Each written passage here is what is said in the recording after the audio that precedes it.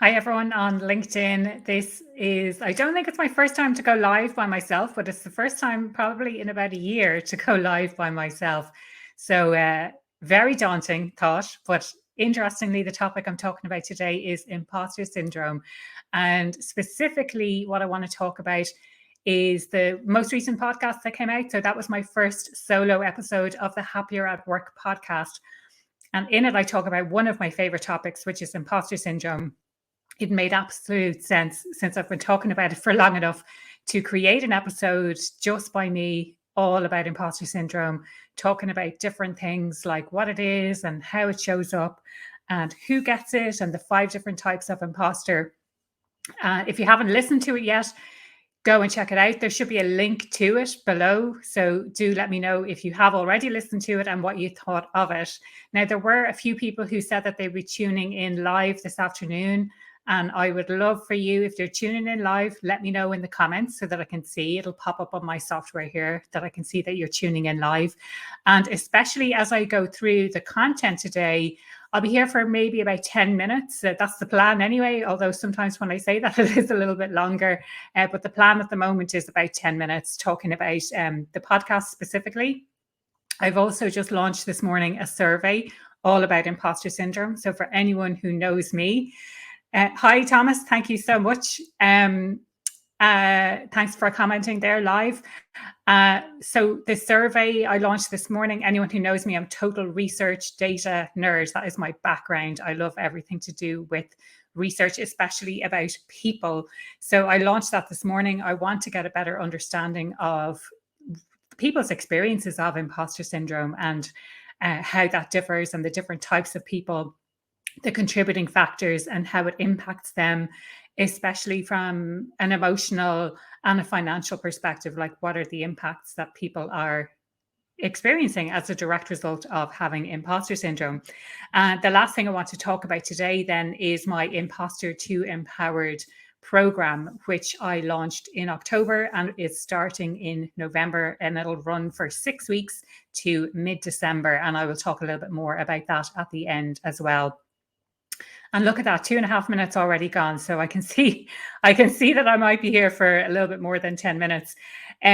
So first of all, I want to talk about the podcast. As I said, if you have any questions on imposter syndrome, if you have listened already, let me know what you thought of the podcast. If you haven't listened yet, you'll find a link below to get access to that on my website. And so the episode is about 35 or 40 minutes long. I share some, kind of get vulnerable about my own experience of imposter syndrome, especially in relation to my Imposter to Empowered program, quite ironically. So if you haven't tuned in yet, do definitely check it out. I suppose the first thing that I want to mention are the kind of ways that imposter syndrome shows up. So it can be a little bit sneaky at times. And one of the more common ways that it shows up are people's associations with perfectionism and making sure that everything goes really smoothly. And I know myself as a recovering perfectionist that, typically if I was standing up delivering a presentation and I got one thing wrong or there was a typo on a slide or something, I know I'd be berating myself for days. They're definitely, maybe it wasn't as extreme as imposter syndrome, but definitely being really, really hard on myself about little things like that because of being a perfectionist. Now, I've learned to manage that a little bit better now and focus on what are all the really great things that went well during the presentation or the project, and focus on that, but also still remain open to feedback and things.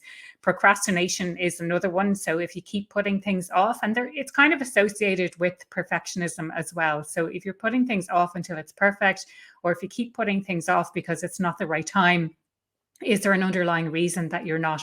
Is there a fear there that maybe you're not in the right area, that you're not doing the right thing, something like that? Leaving things till the last minute as well. And I know that's something that I definitely tend to do. So leaving things to the last minute so you don't have everything that you need. Maybe you got lucky and things worked out really well, then you put it down to luck. Or if things don't go so well, then you can blame yourself and say, well, it must be because I'm not up to scratch, or I'm not doing what it is I should be doing. There's loads of other ways as well that it can show up. I do go into a little bit more detail on the podcast if you like to check out the fuller version of that. Thinking as well about the times in our lives that imposter syndrome can show up. I know certainly for me, being promoted, starting in a new role, they're the kind of times. I know for other people, returning from maternity leave, especially after having the first child. Other times then, like working on a new project, getting a raise, things like this can really trigger our feelings of unworthiness and, do I really belong here? Do I deserve that? Did I just get lucky? I know certainly for me, in some roles that I've had where I've been promoted, I definitely felt that. Oh, they didn't have any other option. And you put it down to chance or to luck, when it's really not that way at all. Thank you, Michelle. Thanks. Great chat so far. Love it. Thank you so much. So just starting out is another time. So like when you're at the very beginning of your career, another thing to bear in mind with imposter syndrome, and I see this as kind of one of the positives, and I don't think I really talked enough about the positives during the podcast, but that is something that I tackle in the Imposter to Empowered program. The positives of imposter syndrome, it tends to impact, whether you see this as a positive or not, maybe is up for debate, but it tends to impact people who are high achievers. So people who progress through the ladder, people who have been reasonably successful, and you think to yourself that you're going to reach, you won't feel like an imposter when you reach a certain level of success. And I know from conversations that I've had with clients, with past colleagues, that you think from the outside, there's no way that person thinks that they're an imposter or feels imposter syndrome, because they're so brilliant at what they do. They're so good at what they do. They so deserve the successes that they've had. And actually, they don't feel that same way themselves. So from the outside, it looks like they've got everything together, but internally there's a real struggle, and they're really suffering with imposter syndrome. Who gets it then? So, oftentimes there's this thought that it's mostly women who get imposter syndrome, or it seems to be associated very much with women. And when I first started talking about imposter syndrome, when I first started posting on LinkedIn all about imposter syndrome, actually, I was so surprised with the number of men who either direct messaged me, so like sent me a private mail, sent me a private message, or who commented openly on my posts saying, thank you. Just a simple, like, thank you for naming this. Thank you for acknowledging that this is a thing. I have been suffering with this for years. I had no idea it had a name. I had no idea it was a real thing. I thought it was just me. And I think that is the feeling with imposter syndrome. When we feel it, we feel very much alone. We feel a sense of shame that we can't admit to it. And I know certainly because I've been there. I've had it multiple occasions. And I kind of touch on this in the podcast as well, this idea of new level, new devil, which is a phrase I came across in the last few months, and I really love it. So when you reach a new level of success, and the imposter kind of comes back again. And that is one of the reasons that I launched this program, Imposter to Empowered, because we assume that it's going to go away when we reach certain levels of success, but it doesn't. You have to learn how to be able to manage it. When it comes back again, you have to be able to manage yourself through that process as well. So it's not just women who get imposter syndrome, it's men, but we manage it in very different ways. And again, this is part of the reason that I'm doing the survey. I want to understand the differences in the experiences between men and women. So if you haven't taken the survey, you'll find a link to that in a post that I posted this morning. Feel free to reach out to me directly. I will send you a link to that research as well. I'll be sharing the results publicly as well. I'll leave it open probably for the next 2 or 3 weeks to gather as much data as I can. As I mentioned at the start, total research and data nerd. That is my comfort zone, absolute comfort zone. Love it. The other thing that I touch on during the podcast is the 5 different types of imposters. So again, probably in the last year or so, this is something that I have become familiar with, is the 5 different types. And while there are 5 different types, and you would assume that if you have imposter syndrome, that you would fall into maybe one of those types. For me personally, I can relate to at least 2, if not 3 of those different types. So the 5 types are the perfectionist. And yeah, definitely I can relate to that. So that is the kind of person who wants everything to be perfect and mistakes are not tolerated. So if you make a mistake, you feel like you're a total fraud and you're going to be found out. Then there's the natural genius. This is the kind of person who has always been really good at school. Everything came naturally to them. They can pick things up quickly and easily. So if they find themselves in a situation where they can't, where they're really struggling to learn something, where they're really, where something actually requires a little bit of effort, then they feel like that they are a fraud and that they're going to be found out. The soloist then, and again, this is one that I can definitely relate to. The soloist is the kind of person who will refuse to ask for help, because if they get help with anything, then the accomplishment or the achievement is not their own, and they need to kind of share that. And what they want to be recognized for is to being able to achieve something by themselves. The interesting thing with the soloist is that even when help is offered, they won't accept it. So again, this is something that we will go into in a bit more detail about how to ask for help and how to accept help when it's offered in the Imposter to Empowered program. The fourth one then is the superhero. So this is the kind of person who wants to be brilliant at absolutely everything. So it's not good enough just to be, oh, I'm really great at data and analyzing data. I want to be absolutely brilliant at marketing, and I want to be brilliant at, I was going to say being a mum. I don't have kids, but like that's the idea, that you want to be the great entertainer, that you want to be, spinning all the plates all at the same time. The expert then, the irony with the expert is they don't like to be called the expert because that has certain connotations.